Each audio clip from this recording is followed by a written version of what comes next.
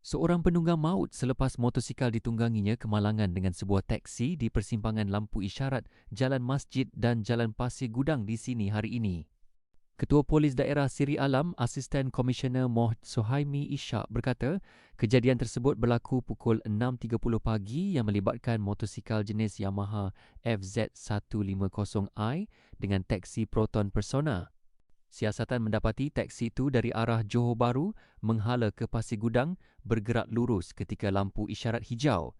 Tiba-tiba motosikal mangsa datang dari arah bertentangan membelok ke kanan ketika lampu isyarat merah menyebabkan teksi tidak sempat mengelak dan berlaku pelanggaran, katanya dalam kenyataan. Beliau berkata akibat kemalangan tersebut, mangsa yang berusia 55 tahun cedera parah di bahagian kepala dan meninggal dunia di tempat kejadian. Katanya mayat dibawa ke unit forensik Hospital Pasir Gudang, manakala pemandu teksi pula yang berusia 46 tahun tidak mengalami sebarang kecederaan.